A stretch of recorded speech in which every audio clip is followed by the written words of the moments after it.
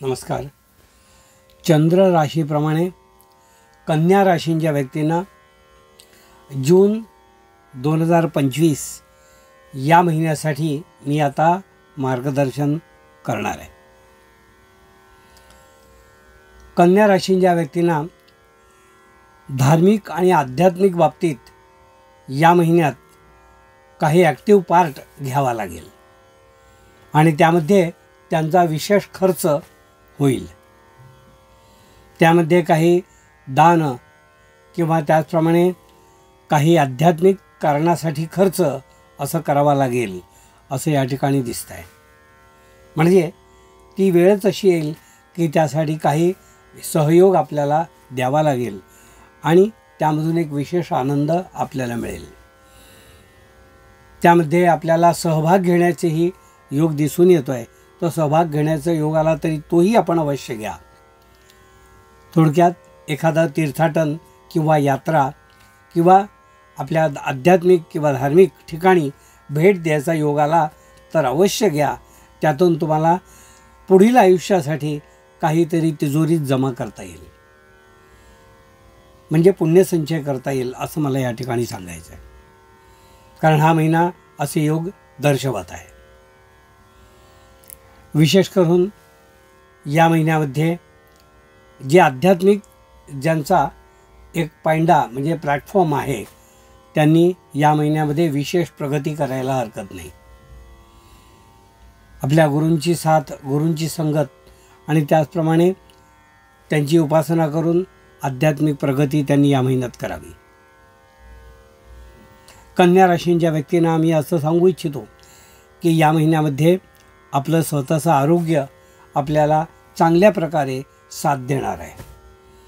आरोग्याकडून कुठल्याही प्रकारच्या कटकटी विशेष करून असणार नाही. तर त्या आरोग्य चांगल्या असण्याचा लाभ तुम्ही फायदा तुमच्यासाठी करा, आपल्या उद्योगधंद्यासाठी करा आणि जिथे जिथे शक्य होईल तेथे आपल्या आरोग्याचा वापर करून, चांगल्या आरोग्याचा वापर करून घ्या.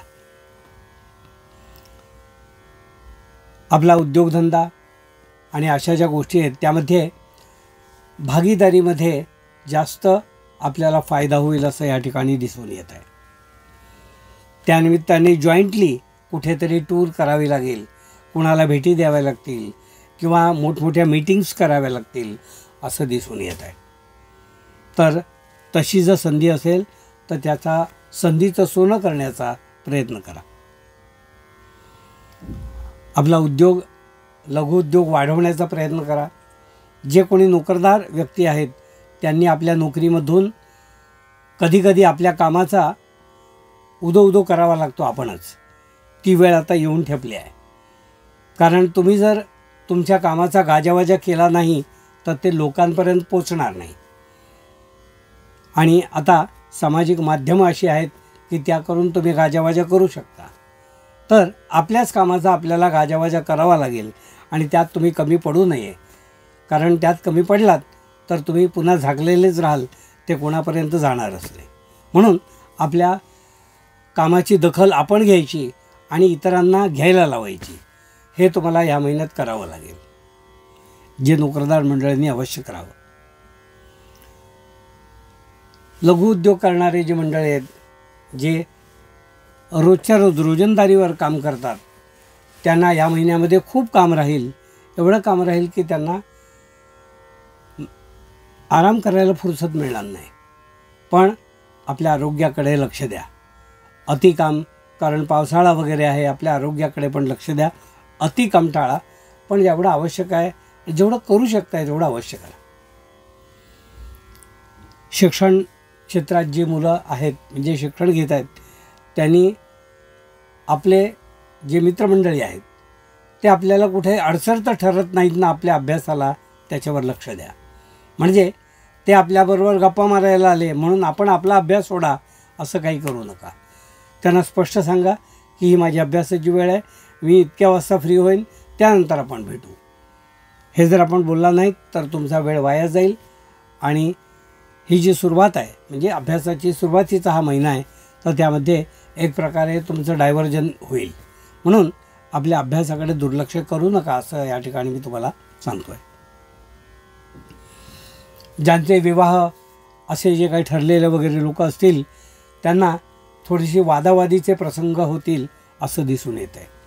ज्यांचे विवाह ठरलेत पण आता नक्की झालेले आहेत, प्रत्यक्ष विवाह व्हायचा आहे पण बाकी सगळ्या गोष्टी ठरलेल्या आहेत, त्यांना थोडे वादाचे प्रसंग किंवा गैरसमजाचे प्रसंग असे उभे राहतील आणि त्यातून तुम्हाला तोडगा आणि समाधान तुम्हालाच काढावं लागेल.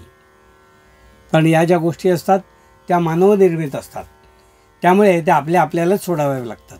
तिथे दुसरा कोणी येऊन काही करू शकत नाही. वाद आणि गैरसमज टाळायचे, समोरासमोर बोलायचं आणि या गोष्टी आपण निकालात काढायच्या, असं तुम्हाला करावं लागेल. जर एखादी गोष्ट तुम्ही मनात ठेवलीत किंवा कुढत राहिलात तर ते तसंच चालू राहील आणि त्याला काही अंत नसणार. म्हणून ज्यांचे विवाह ठरलेले तरुण तरुणी आहेत जे त्यांनी यावर तोडगा काढा आणि गैरसमज टाळा. कौटुंबिक जबाबदाऱ्या ज्या आहेत त्या कौटुंबिक जबाबदारीतून सहजासहजी कोणी मुक्त होऊ शकत नाही. कारण प्रपंच यालाच म्हणतात की जो अखंड चालू राहतो. म्हणून अशा कौटुंबिक जबाबदाऱ्या आपण न टाळता ज्या आपल्या जबाबदाऱ्या आहेत त्या आपण अवश्य आपल्या जबाबदाऱ्या घेऊन पार पाडाव्यात आणि त्यातून पळ काढण्याचा प्रयत्न करू नये, कारण त्यातमध्ये तुम्ही फसाल असं दिसून येतं.